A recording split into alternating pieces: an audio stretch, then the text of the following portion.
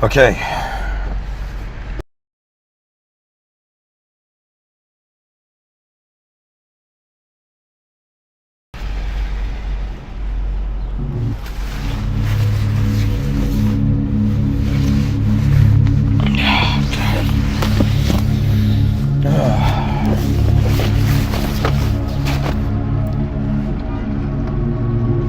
All right.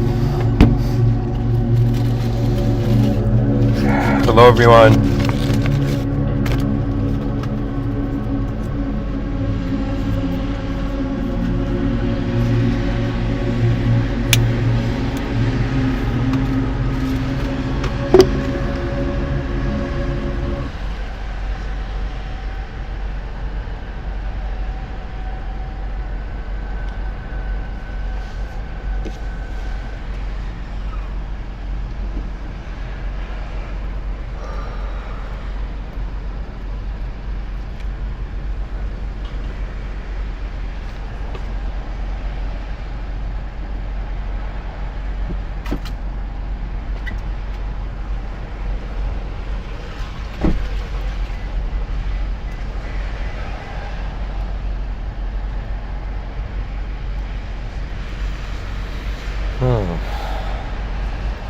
Okay.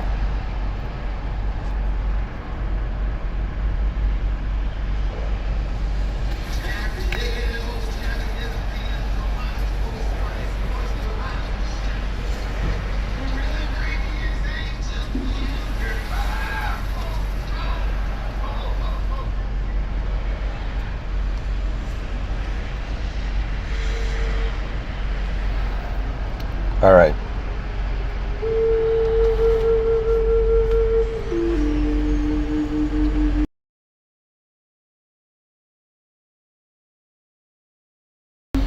So, to begin today's episode, accessing the universal mind as a human body. To dive into this, we human beings make a big deal out of the things that are beyond our experience, but even when we go beyond what is beyond our experience, the overwhelming changes. It's all about the scale of context. This is the secret to this reality, I find. The context suggests the scale of what can happen. Imagine there is someone who wants to give one talk. Imagine there's someone who wants to give like 5 talks. And then imagine there's someone who wants to give like 10,000 talks. And imagine there's someone who wants to give 100,000 talks. Okay?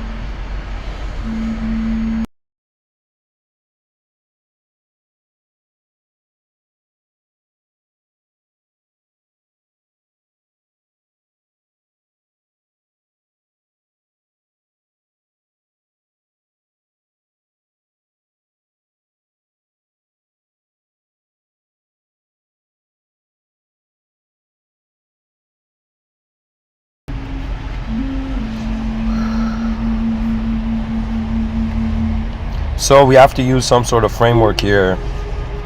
And in order for me to explain the universal mind, I gotta say it from the beginning, this is a poetic episode.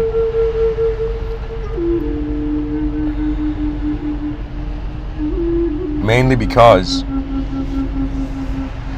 I have had an experience of the universal self. We are all being it, but we don't notice it. I have had certain moments in my life, this lifetime, where I have noticed. If somebody says, Mr. Within, what have you seen in this life so far? In regards to beings?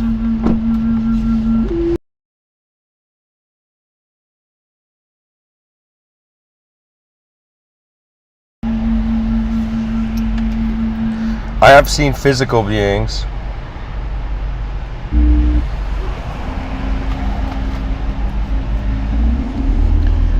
But I have also witnessed non-physical spaces.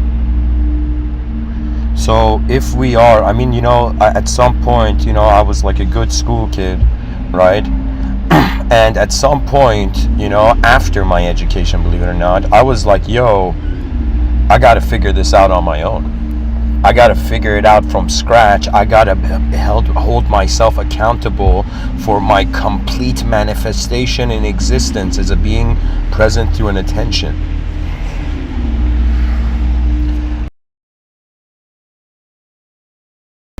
The universal self is a unique idea. It has to be opened up uniquely. Here, I'll write it down.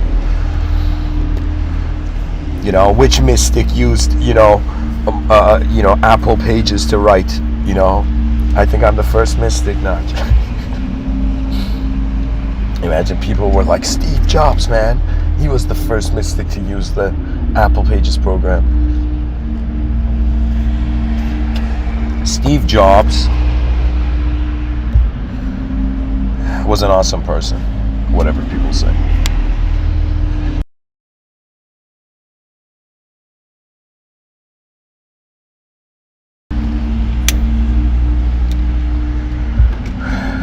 I have noticed something about the shadows, poetically, of the shadows of greatness, that they're willing to be the shadow of greatness. You see, if you look at the notepad in the screen,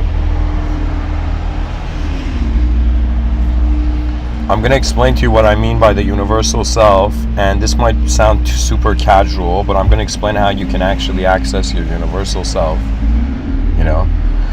and what you can do it, and for what kind of people does the universal self activate. Now, what I'm saying is not absolute, it is 1 in 8 billion's experience.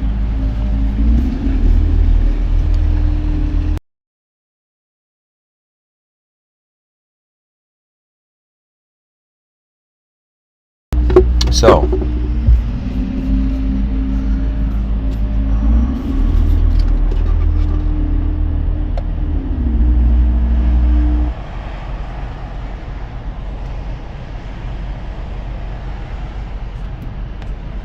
guys, it is not enough to just love reality, to love life. It is not just enough to love life. Because if you love something, your love is not just internal, it is external. If you love this world, you must advance it. There was this incredible, interview moment with Keanu Reeves and this other famous actress, which I know her face, I don't know her name. And the actress asks Keanu Reeves, are you a lover or a fighter? And then Keanu Reeves says, you can't be a lover if you're not a fighter. Right? And then the actress says, what do you mean? And he says, what kind of a love do you have? If you don't fight for your love, what kind of love do you have? Right? And so we are alive in 2023 on the surface of this planet called Earth. We're all acting like good, loving people. Right? But do we really love this place? Or do we love ourselves in this place? There is a huge difference. There's so many people, let me tell you what's going on.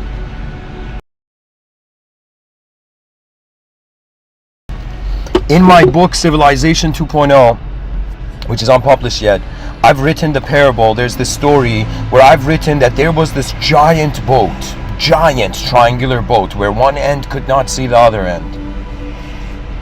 And on this gigantic boat in unknown waters, and the waters were not blue, they were black, filled with stars. So imagine this giant boat traveling through these waters where when you look down into the ocean, you see all the stars. And so on this boat, there is 8 billion human beings. And so there is multiple captains, so many different things, and all these 8 billion human beings on this boat have to live their life. Now guess what's happened? On one end, at the bottom of the boat, there has been a hole. The bottom of the boat is sinking.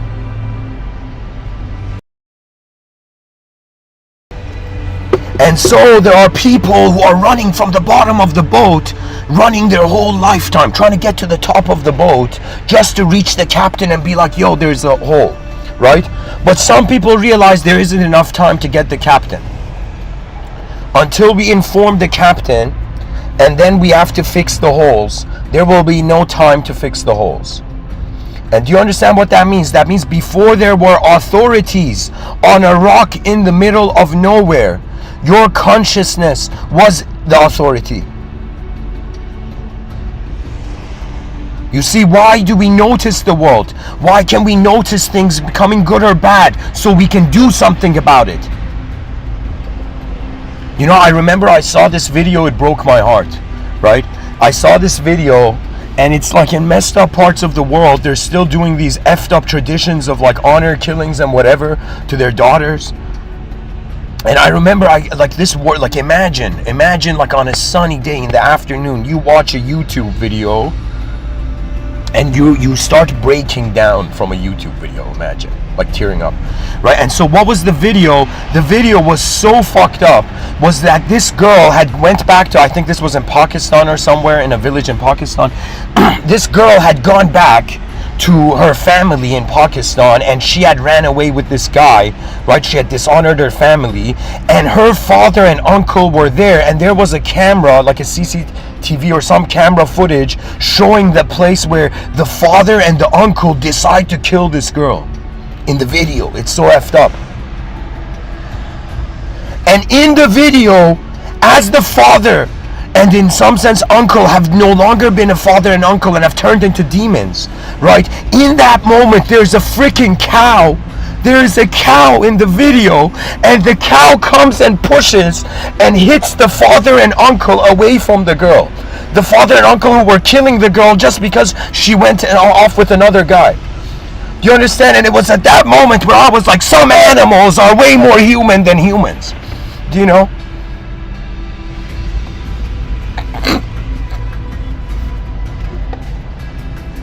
The human has opened up to something else. The fact that we can hurt what we are is in some sense a foolish error. Do you understand? The evil people don't understand. They're destroying their history as well. Do you understand? This is why the world won't, how would I say it? Good and evil, they are lesser world games. The advanced communicator and the pilots of consciousness, they're playing higher world games, the upper world games. They're not here to destroy, and they're not here to just blindly create. Something that parents all learn is that we create not to own. We create so that the world owns. Do you understand? Every human being, every effort of your being as a living being in this world is serving the world. To be born as a human being means to be a servant of the world. Simple as that. And some people are like, Mr. Within, what kind of service though? Do you know, do we need to be like slaves, like labor, like work slaves, like worker drones? Do you know? And I would say no. Any system can instantly evaporate if what is keeping the system doesn't keep the system anymore. What this means is that if you're someone, this happens on an individual level too, if you're someone who people are, let's say, mistreating you,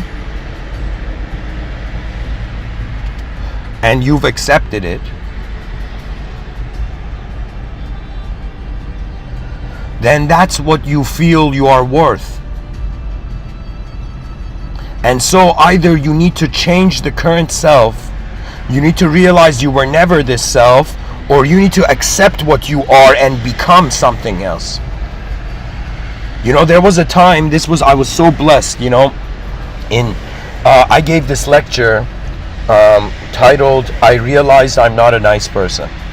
And that was the night before that I had the most blessed experience, because I freed myself from how my intelligence, when I was young, had experienced an incomplete moment and had made an overall conclusion on reality that if it doesn't behave a certain way, it is wrong. So I realized I wasn't a good person. I was lying to myself so I could feel like a good person. That's what I realized. And I was like, yo, from now on, anybody who thinks I'm just like the best or anybody who thinks I'm just the worst, both errors, both of them are wrong. You know? And I knew from the beginning that the moment you communicate online, it's there forever. This is why I was like, what version of me do the future generations deserve? And you know what was very powerful? I made a mistake, which I feel I had to make, but I made a mistake. And the mistake was,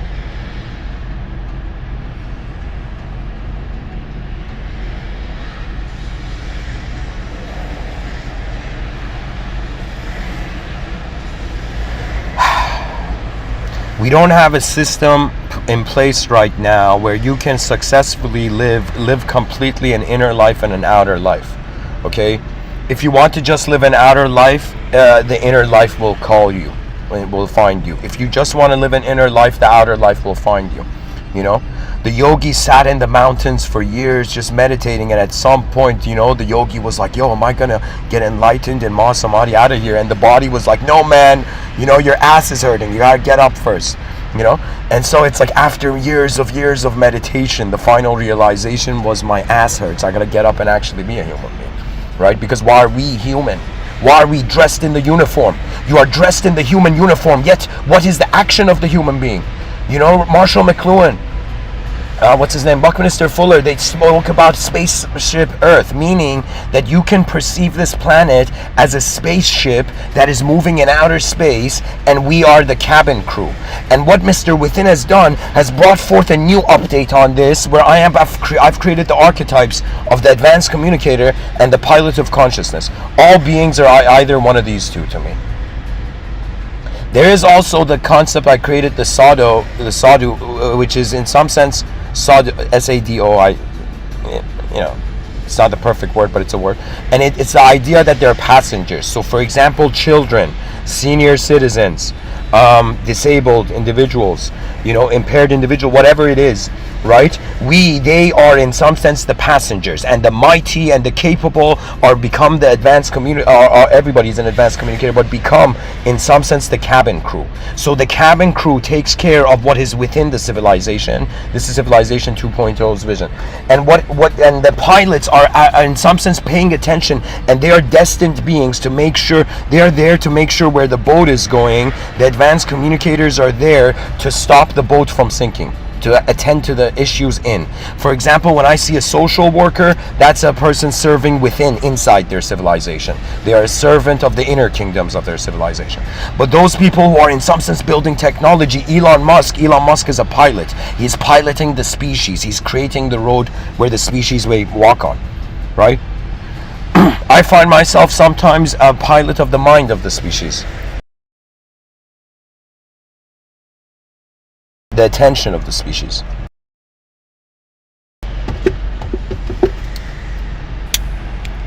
There's been some time somebody told me like, yo, it was my twin brother actually, he said, you're acting like an enlightened guru, and I said, no man, you know, there is no guru. If you believe in the outer guru, you don't see the real guru. If you believe in the divinity in front of your eyes, you have missed out on the divinity behind it.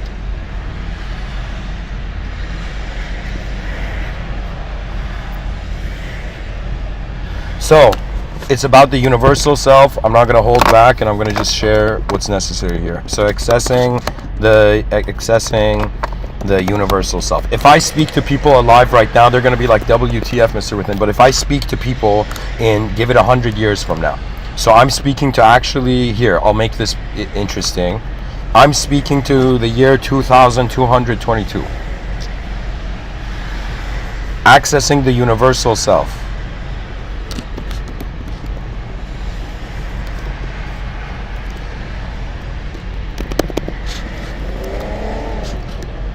The audience is for this year.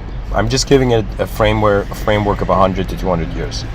That means if you don't understand what I'm saying now, don't worry about it. Your grandkids will.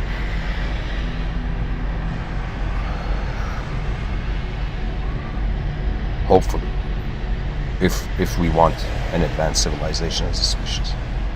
Accessing the universal self as a human body. So, question, what is the universal self?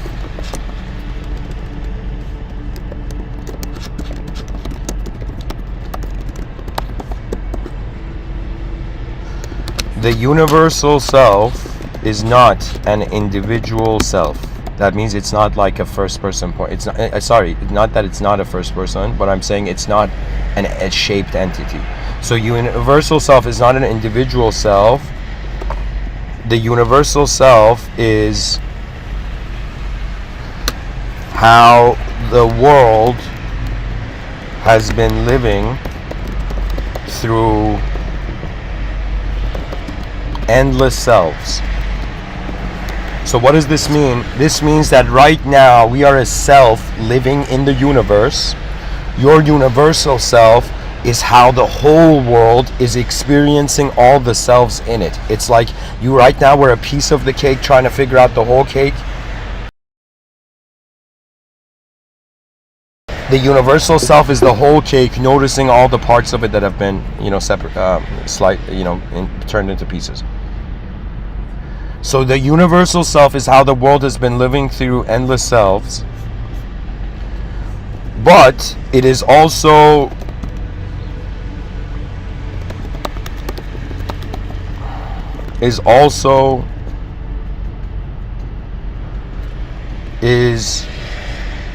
the universal self has an access, this is very important, has an access to a memory that is not for an individual being. So what does this mean? This means that right now when I'm giving this talk, I'm an individual. I'm using the experiences of my past, the experiences of my present, and then fathoming the future. Right? So I'm an individual human self, right? My self started from the moment I was born to the moment I will die in this planet.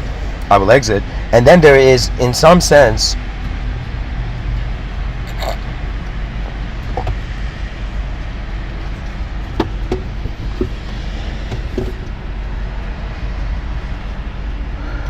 it's pretty much an awareness that started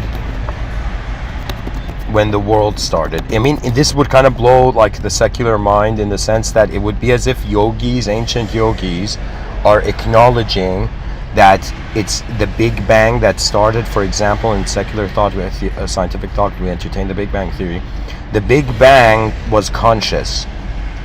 The Big Bang was not an explosion of a physical nature. So what this means is that the yogis are treating the world as a memory. So universal self equals, if a self is based on the memories it has, equals memory of the world. So this is this, and some people call this the Akashic records. I mean, that's a cool way, if you're, that's a cool way of terming it. But what really is that before you were human, you were a relationship of space with all information. Now that you're human, you're a relationship of space with a specific information. So those who remember their universal self are not people. It's a dehumanized, non-dualistic state. The experience is automated, meaning that you are functioning with a knowing that has nothing to do with this life. This is something they don't speak about in psychology much, but a person can suddenly know how to do something irrelevant to their lifetime. It could just be a sense, it could be just their intelligence. Their mind is living the event in their ahead, ahead of they're living ahead in their mind,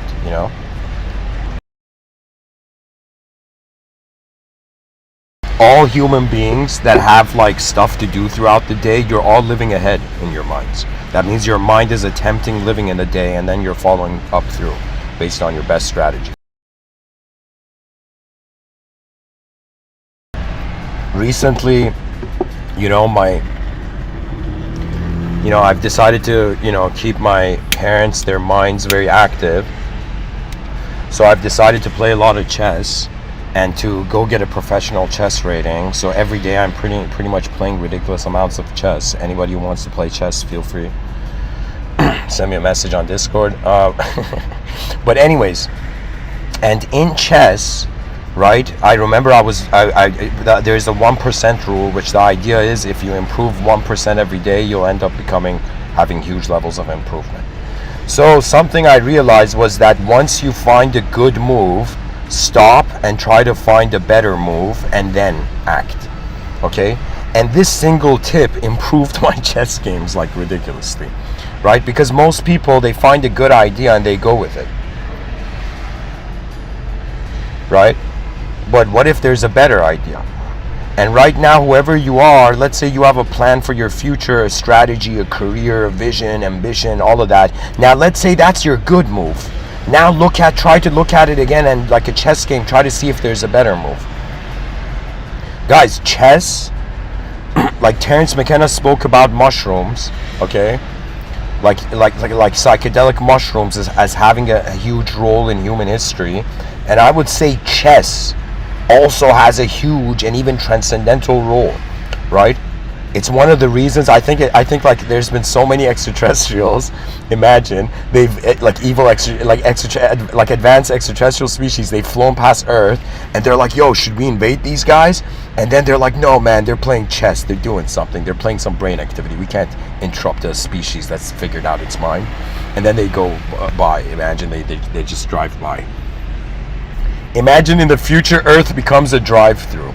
Extraterrestrials, yo, can you imagine the legacy of fast food stores? Oh my God. Imagine McDonald's, Burger King, all of these fast food stores 1,000 years, like there's interstellar drive-throughs for like, yo, can I get a burger and fries? It's like, yes, sir, please, connect your spaceship to the, drive-through, vacuum, oxygen, place. It's, oh, thank you. And the person passes you the food. And imagine in those thousands of years where there's an interstellar drive-through, just like we see in YouTube videos, the lady's about to give the bag to the person in the car and somebody comes and steals it. Imagine there's like interstellar thieves, stealing from like interstellar burger joints,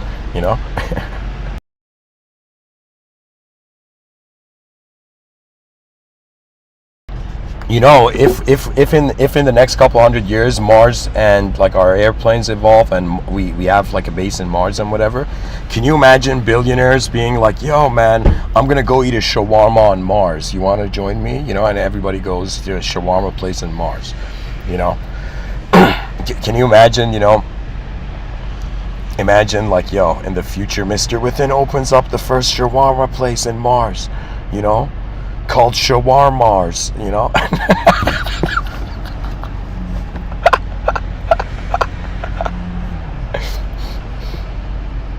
Oh man, the moment I said that joke, the viewers ran. No, I'm joking.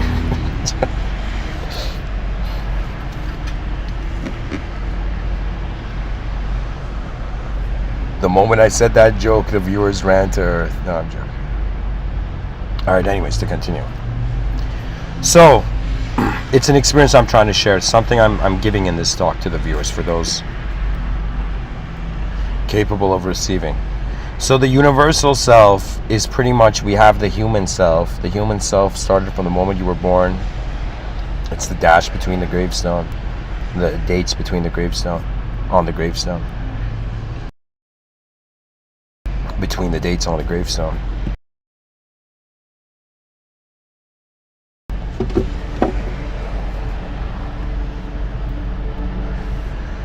This is the idea. You have a memory that is provided by this biological body. But if consciousness, in accordance to René Descartes' mind-body dualism, the suggestion that there is another, that the mind is in an independent dimension, dependent of the body, it could imply then there is a self, a physical self that lives 100 years, but then there seems to be a non-physical self that has been living from the beginning of the world to the end of the world. Do you understand? It's as if it's like man was not just given a soul. Soul was the world. The soul of the world is what God is looking through to see us. It's what Meister Eckhart says. The same eyes I see God are the same eyes God sees me, but it's not the biological eyes. It is, as the Sufis and the poets and the mystics have said, the heart of hearts. Do you understand? There comes a moment in this life where all your intellectual prowess, everything, every bit of knowledge, like a weapon you have been carrying in your inventory, you will suddenly empty your inventory. You would drop all senses of self. Why? Because you have come into the presence of the Almighty, the unknown.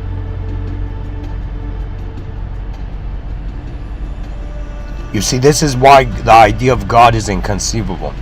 Because if man conceived it, it can't be God. We are such a remarkable species that we have found faith beyond our world. And so if we have had the capacity to notice our limits, to endure in our limits, then the only thing left is the limitless. Do you understand, dear species? Our failures have been an advantage. All the mistakes of humanity, all the errors, error. It's like pretty much human beings have been waking up and it's just like endless errors on a computer screen, like one of those old school Windows glitches. But these errors have given us our failure early. And that is the blessing of humanity. You have failed early. So now the only thing left is to succeed. You have experienced viciousness, savageness. You have killed each other. You have killed other animals. You have fought in this world. You have destroyed. You have created even what you have destroyed. Do you know? But now that you have walked in this wasteland of inefficient failure of a species on a rock, the only thing left is to use the mirages in the desert to actually build. You see, defeat is weird. Defeat means a stop point. Defeat is literally stop, right? This is what a defeat is. This is why people, when something's about to stop, they're like, no, I still want to give it a try. You know why? Because to be defeated means that you are no longer putting in effort. That's it, when you are defeated, actually. If there is something in your will, even if everything is against you, but something within you says, I am here too. This world is also my road. But who am I? And when this question becomes, the answer to this question, who am I, becomes the greatness of the only world that I am in now, that's when the universal self will find you before you find it. Right now, people are so important to themselves that in order to get close to somebody, you have to go and adjust to their reality. Do you know? We are self-worshippers. 2023 is the era where human beings, they weren't just worshiping objects like possessions. They weren't just worshiping subjects. They were worshiping themselves because they stopped believing in the invisible other. Do you understand the warning Friedrich Nietzsche gave? Friedrich Nietzsche said, God is dead and man killed him. And he was giving a warning to all the philosophers in the future generations, like a message in a bottle, that they got rid of the symbol of the unknown. The next is the unknown, but because they can't get rid of the unknown, the ignorance of the egoic and evil people on the planet will bring self-destruction. So the good people, this manner of speech, in a specific context of the speech I'm saying this. And the good people, the smart people, the efficient people have to be like, oh shit, I gotta protect the evil guy from himself and from others. I have to protect him, protect others from him, and protect the evil guy from himself and the others.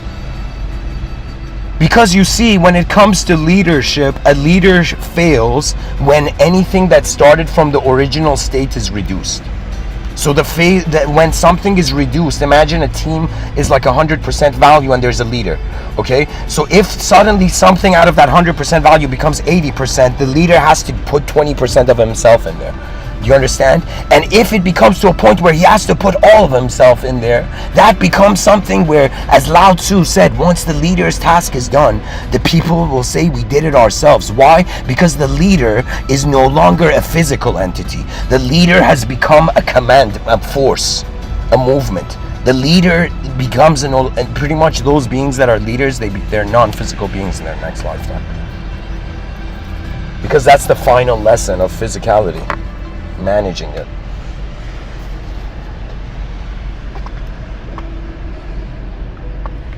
Oh my God. Your universal self is not an idea. It's not a subject. It's an awareness. The closest thing is a feeling, and the feeling is an instantaneous knowing. And once you know, you know. That's it. If somebody says, Mr. Within, how do you know about what you can do in your inner realms? Because I'm doing it all the time. Because I sit down and I watch the whole moment as if, like, somebody once said, the world is not obligated to make sense. And I was like, okay, if that's the case, if the universe has no obligation to make sense to me, then why am I looking for it to make sense? And I stopped. And for a second, when I stopped putting the effort to actually live as a human, then I experienced something that was not human telling me to be human. And so more than I'm a biological, physical being here, I am an attention that is here to perform. We are performers in the void. Who are we performing in front of? Perhaps the inconceivable future and the inconceivable presence of time. Imagine somebody asked time, a fictional entity asked time, yo, time, what time is it? Or yo, time, do you wear a watch? And time was like, you kidding me, bro? Why do I need to wear a watch? I am what I am wherever I go. I am when I am wherever I go.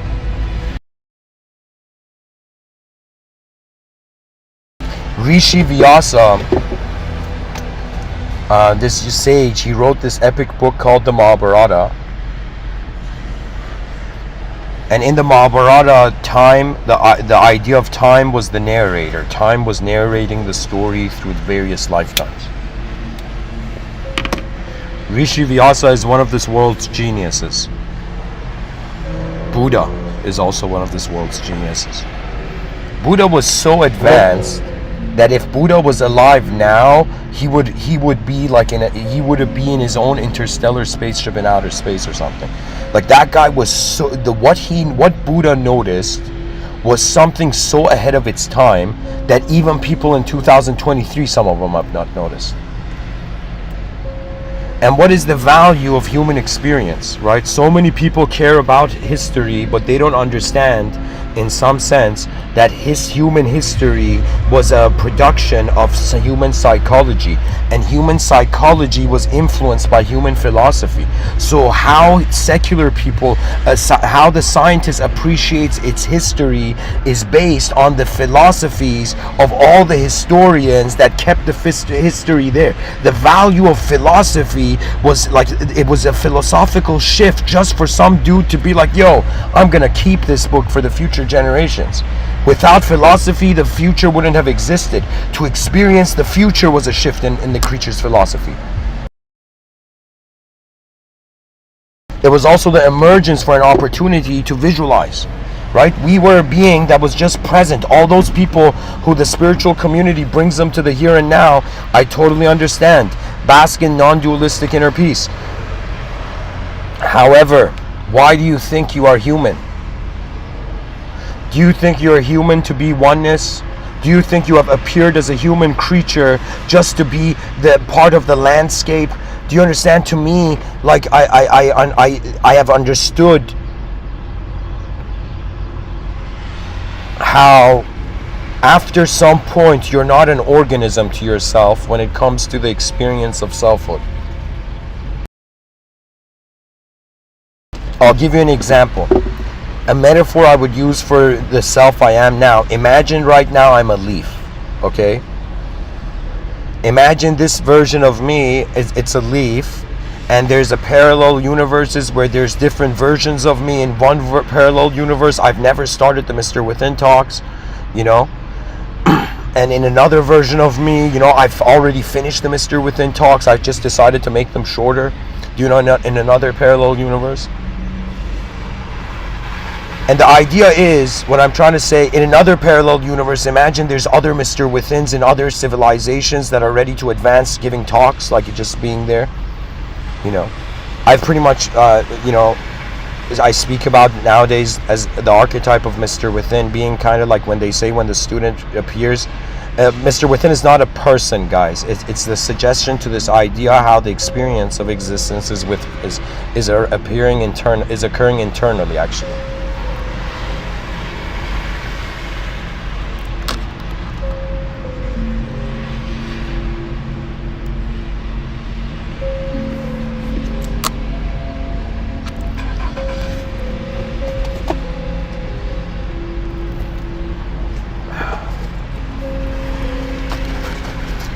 So what does this mean? If I'm a leaf, I want you to see my universal self as a branch.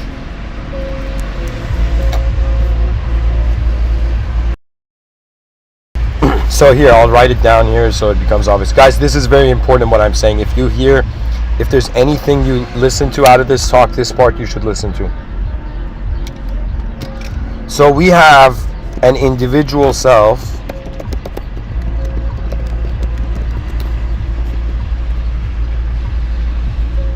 so we have a self. Then we have also a collective universal self. Now, what does this mean? Imagine self is leaf, imagine universal self is branch. Imagine divine self, your inconceivable self. Your divine self is the trunk, divine or God-given self.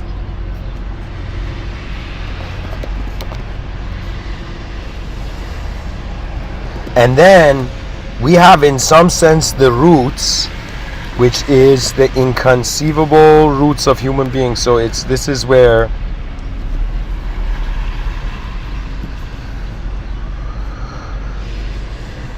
the trunk. So what this means, this is going to sound incredibly bizarre, but this is just a theological commentary, guys, philosophical, geometrical, just wondering. I'm just wondering about something. Don't take this seriously. Don't let this offend you. But for a second I was thinking it's as if God is a branch,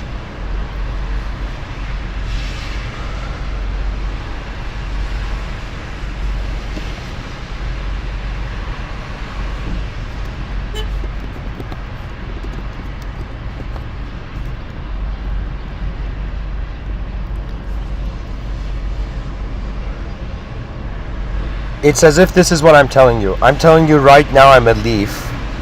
This leaf is connected to a branch through consciousness. Consciousness is connecting me to my universal self. This world is possible due to my universal self. The leaf is connected to the branch still.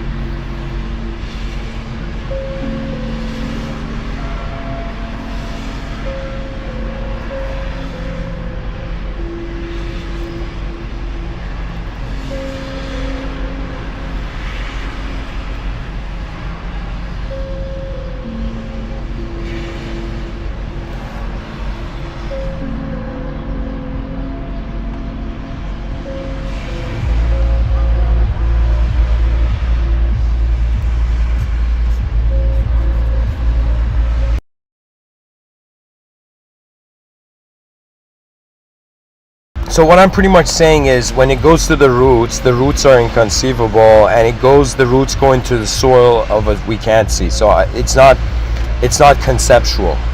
We can't, it's because the roots are beyond conceptual grasp.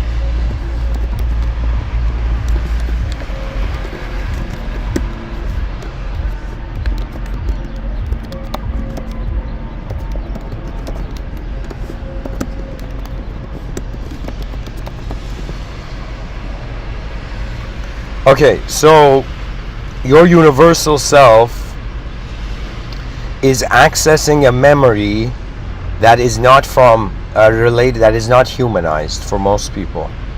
For example, some guy meditating and experiencing Satchit Ananda, that's coming into the universal self, but you're coming into the universal self as the universal self.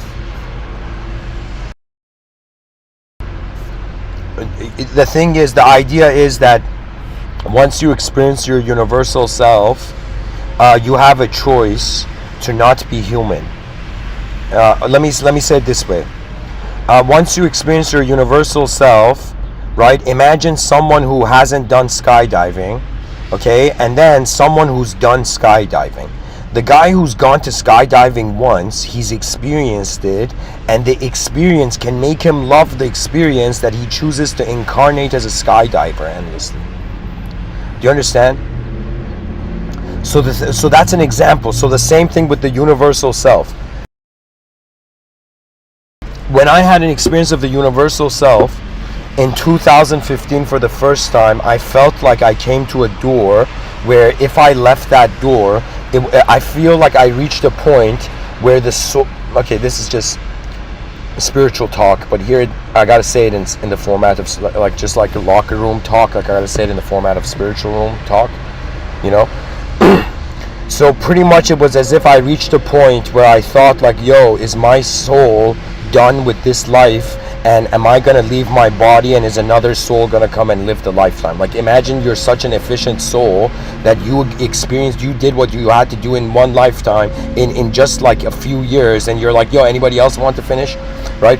And then something kept me from returning from that door. So I literally reached like a portal experience, and then I felt like, yo, if I go into this portal, it'll be done, like the purpose. And then something in me pulled me back. There was this feeling of going back. Okay, so when I went back from that inner realm experience, right, I suddenly experienced this feeling as if like the idea of completion doesn't make sense anymore. We're trying to complete ourselves, but if it's an infinite being, it can never be complete. And just the fact that you are in an infinitely changing world and consciousness is endlessly reincarnating and it wants to be complete as a shape is impossible.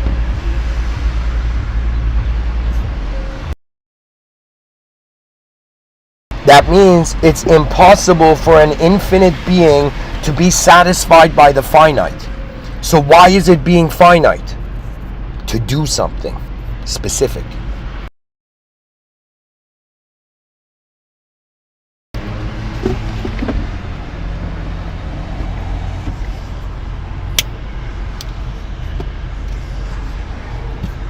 Your universal self, okay, here, the leaf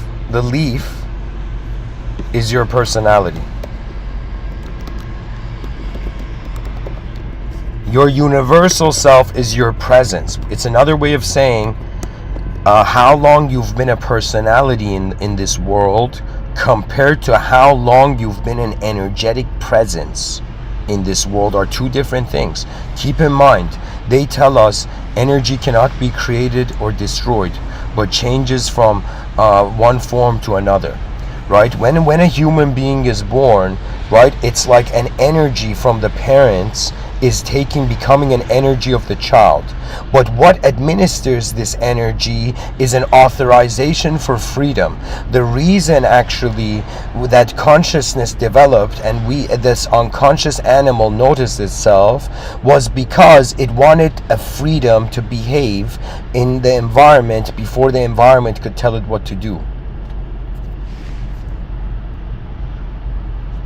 Which is another way of saying the same way consciousness developed was the same way like a teenager psyche rebels against the parents. It wanted its own space. It wanted its own freedom. But the hilarious thing is we all want freedom, but we don't know what the experience is. We all want to skydive, but we haven't been to skydiving. You know? We all want to be advanced beings, but we haven't thought about, is the world advanced or not? What is going on here? You know, why aren't 8 billion human beings having the homework assignment to in some sense wonder about what is the most advanced and best strategy in this planet? Do you understand why? I wonder, right? You know, there was a time where when I was in the educational system, I was like, yo, respect these teachers, incredible teachers. Like, look at these teachers. But none of them spoke about the unknown. And afterwards, I was like, yo, cowards. Do you know? Cowards. You taught me the past and distracted me from the future. That's the problem of the educational system. It's selling you the past, and then you feel you're equipped in the future, but to enter the future means you have to reset from the beginning. We've reached a point where every information is accessible, so it's no longer who has information that's valuable, it's who knows how to use the information that's valuable. What that means is the species has been hypnotized and entranced by language to stop critically thinking, and I shouldn't say to stop critically thinking about what it is. Do you understand? I was like, there was a time where I remember seeing like atheist and theist debate, and atheists were championing science and theists were championing religion, right? And I was there for a moment, and at the end I was like, yo, science let me down. Do you know why? Sorry, science didn't let me down. The scientific method is beautiful and genius, but the scientists let me down. Do you know? The scientific method didn't let us down. The scientists let us down. Let me tell you why.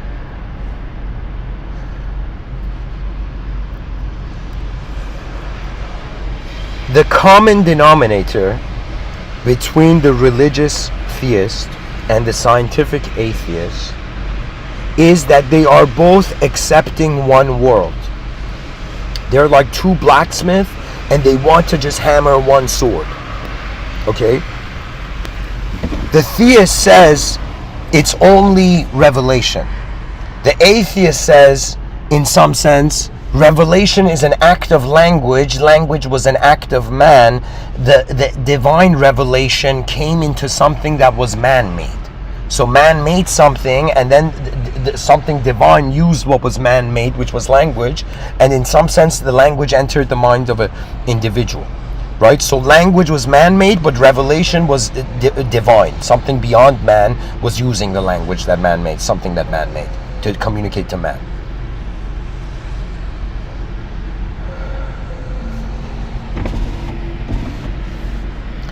Because one can make the argument that God could have just sent an angel to stand beside the prophet visibly, and everybody would believe the prophet. Do you know?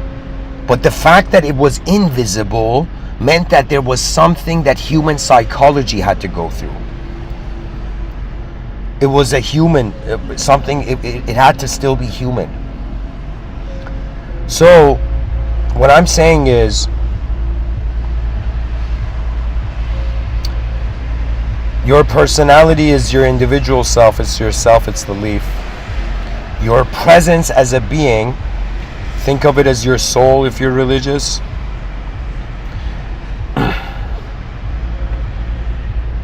If you're secular, think of it as energy being present before you were a person. So the universal self is how that energy, before being a human, in the human outline, was being intelligent. And then when it came in the human outline, it could be also intelligent through the human outline. Right? The trunk, experiencing the trunk means it's a singular experience. So it's kind of saying, like, right now this world is like this vast space. In it there are beings that are experiencing dualistic entities, like such as ourselves. Then we have singular beings. They're just singular. They don't have shape, they don't have a body, they're just being everything. Whether it's a world, whether it's God, whether it's like a sector of space, do you know? Or whether it's just the memory of a whole universe, you know? The memory of all universes is the trunk. That means, see, right now when I say universal self, just because I have a universal self doesn't mean that's the only universal self I have. Do you know? That means if you are experiencing life as the trunk, you have access to all your universal selves and all the branches and all the parallel, all the leaves in those. That's what Buddha attained. That's how Buddha suddenly knew all his lifetimes. Right? But if you are experiencing your universal self, you will experience all the lifetimes on that branch. If you experience yourself as a leaf, you will experience a connection to a branch, but you will also be preparing the whole time for how, like, you have to understand you're the branch before the leaf falls. This is what the Sufis said, to die before you die. That means you are under the impression, first of all, you're an unknown viewer looking out through your eyes at a viewable, knowable world, but at the edges of the sky, it's unknown. So you're this unknown viewer looking at a known world. Now you have used what you have seen from your senses, the known world, to give yourself shape. So you have seen shapes, and then like a transformer that saw a better car, changed your shape. Okay?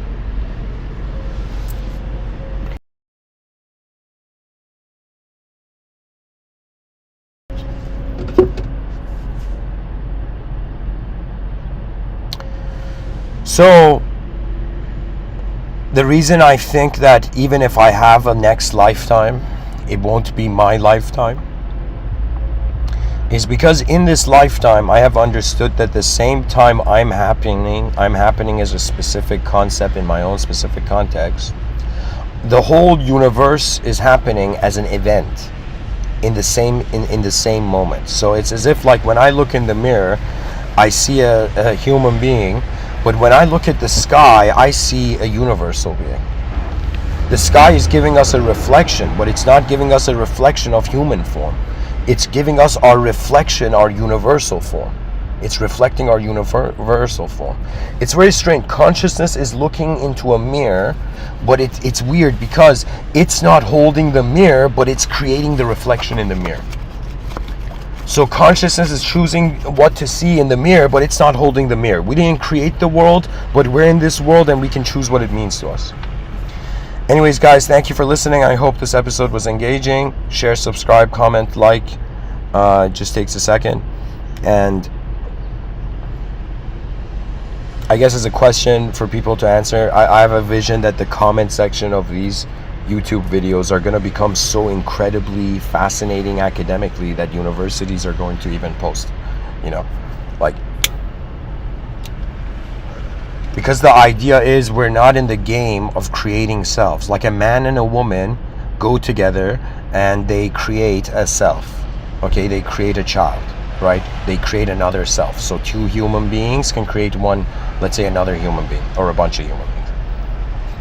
But let's just say for this sake, just two human beings, they create one human being. Okay? Now, that's like something creative that two human beings can do. Okay? But there is this view that any individual, anywhere you are, what the value and the power and the idea of the mind is,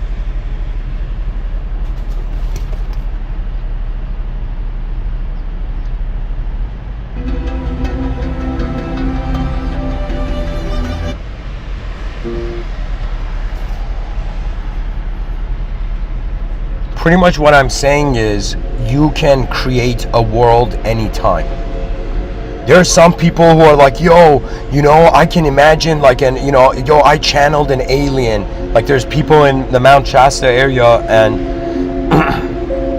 they're channeling aliens, right? And I'm like, fascinating. Your mind has managed to fathom an invisible other, right? Has managed to envision an invisible self, right? But have you also noticed your mind can also envision an invisible world?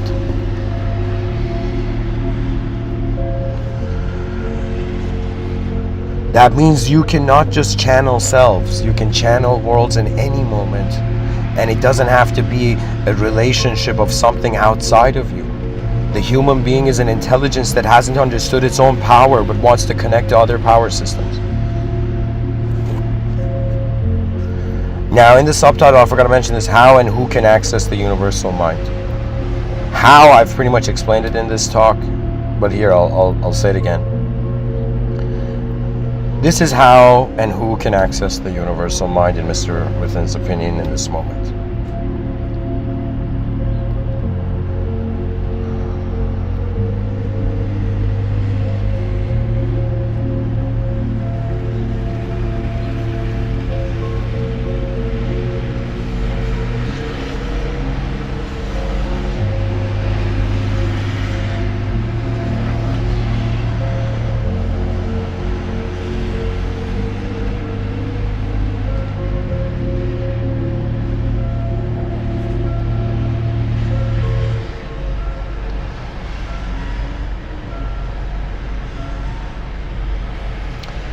How can you access the universal mind? The universal mind is something that is there whether you like it or not.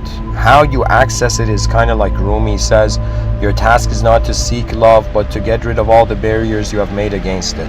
Your task is not to go and access, like try to find the universal mind and then update your Facebook status. Yo, I found my universal mind, guys.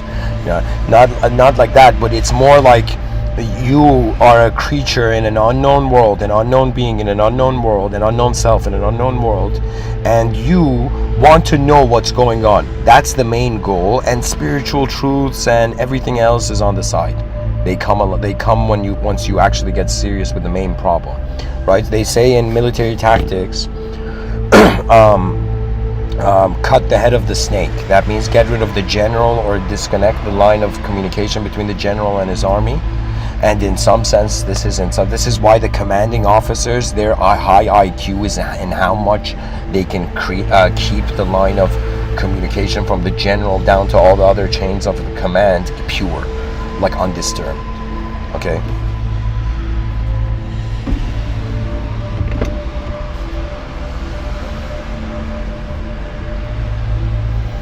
So who and again, how and who can access the universal mind? So you are wondering about what is this? Like seriously, forget being spiritual, religious, secular, philosophical, nonsense, whatever, right? Just for a second, be honest and be like, I don't know what I am. I don't know where I am. And the things that I know was what my species created in the void using sound and symbolism and interlinking them with an inner event. The universal mind is the suggestion that the intelligence that we find in the human, a fraction of this intelligence that we find in the human, it's another way of saying the world is alive, and our memories are rooted in the memories of like the world. So imagine somebody wanted to remember earlier than their first ancestor, they would be remembering the Big Bang. If they want to remember earlier than that, do you understand? They would be as if there would be a you'd be an entity that cannot be defined by the previous effect, previously witnessed effect. So as a human body, you have to go to the question of, okay, what is managing this? You know, the idea of self-management, but we don't know what the self is, so this is the question we're trying to solve as a sweet creature.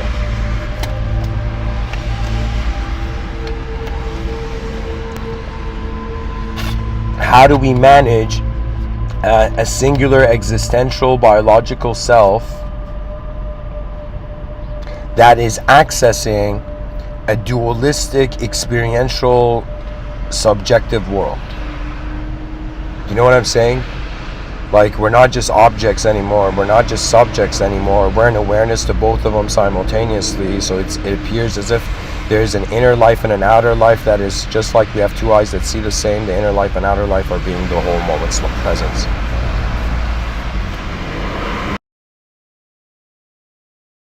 So it's like this poetic view of like, yo, what does my body remember? My body remembers this life. What does my mind remember independent of the body? In a Cartesian sense, my mind remembers the life of the world. And then I ask myself, what do I remember beyond the life of the world? And that's where I am presence, that we should create a Latin word. I don't know why. Let me see the Latin word for.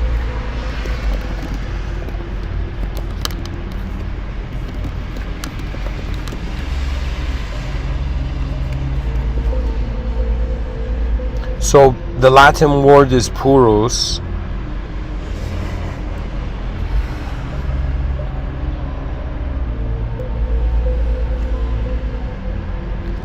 It's just pure being. It's another way of saying you reach a point where you unconditionally experience the life of your whole moment rather than conditionally experiencing a limited existence which is a part of your moment. So the issue is we are not actually identifying as our whole moment, because if we did, we'd be an unknown presence rather than a known personality which is a part of the moment. Anyways, thank you for listening. Rise, mankind, rise. the journey of lifetimes and eons into now, our eyes are open. Our species is ready to roar. The interstellar coliseum is filled, and the greatness of humanity, it will have a brightness. Our conscious efforts will have a brightness and a glow, brighter than 10,000 suns. We are the golden species in the cosmos. We are the luckiest of the luckiest. We are the blessed of the blessed. We are the humanity that faltered until it found its correct altar. There is an incredible feeling. I don't know why, even though I'm a person born in 1991, my mind has these intense emotions of in some sense kingdoms. Okay, like imagine medieval times where there were kings, a king and a queen, right? And I have this feeling like if I was born as a peasant kid, I would immediately go work in the palace as a janitor, and then go and become the king's guard, and then become, in some sense,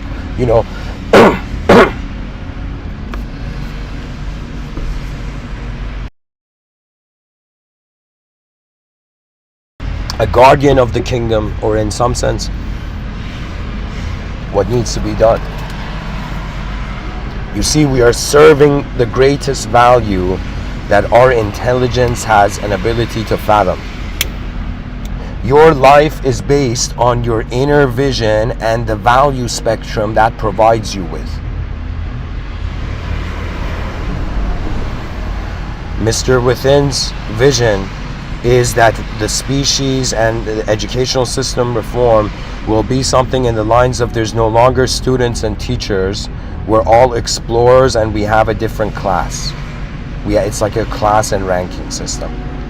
So for example, a kid in grade 1 is an explorer, level 1 is a level 1 explorer. A kid in level 2, grade 2 is a level 2 explorer. A kid in university, let's say first year university, is a level 13 explorer. Or we can even go by sevens, like the system's open to interpretation. But the idea is, I want everybody to realize that whatever kind of being you are, good or evil, the responsibility to explore this unknown world transcends your dualistic agenda. I don't care if you're a good person trying to save the world, if you're a bad, evil person trying to destroy the world. To figure out what the world is before we worship it or destroy it is very important.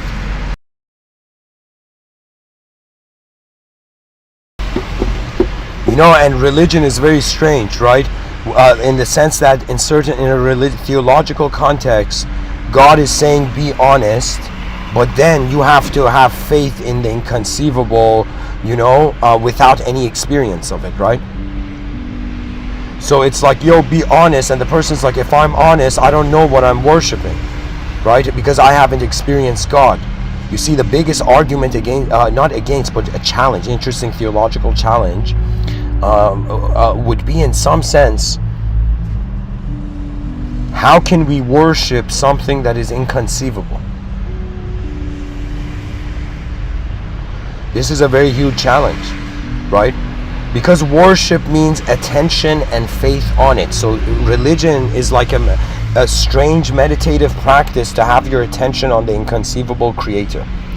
If you were a yogi listening, I'll tell you, monotheistic religion is an advanced form of meditation on the Parabrahman, on the inconceivable mover of reality. Because what are the options? You're moving your world, let's say you experience that, then you want to experience something else moving your world, let's say you experience that, then you want to experience yourself being that something else, let's say you experience that, and after some point, you become divine preferencelessness. Because to the divine, imagine an angel's perspective. The idea of an angel is a being that has to act in accordance to the divine will. That means angels don't have free will, right? And if they choose to have a free will, they're not going to be angels. And an example is like the fallen angel, right? Or they become a different kind of celestial entity.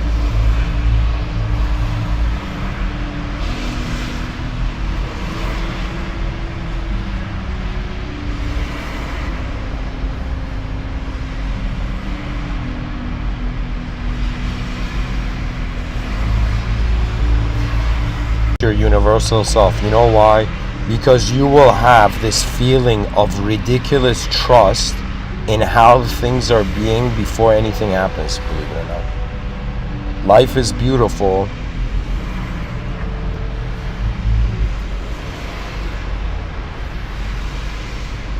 If we don't look for the ugly. Do you know what that means? This means that human beings are such multidimensional beings that their nature is being judged and valued based on the dimension it expresses through.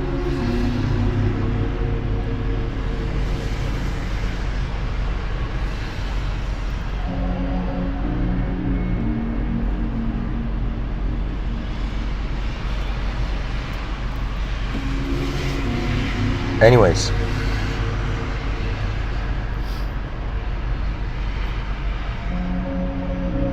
you know, guys, we're living here because we have minds, and the mind is what is giving us an access to create purpose in the world. We know that we need to take care of our health, to take care of our mind. That is true. But it is also the case that your mind is present beyond your body, but it's not your mind at that point. It's just access to sight. But anyways, wonder about the mysteries of the world, guys. The questions are open. We're all acting like minds, but we don't know what the mind is. You know, we're all conscious, but we don't know what consciousness is. The great questions are out there. You know, go buy a sketchbook, specifically a sketchbook, and start trying to solve the most challenging and most advanced problems in the world, and you will automatically find advanced beings, and an advanced civilization will find all those who are walking towards it. Much blessings and namaste.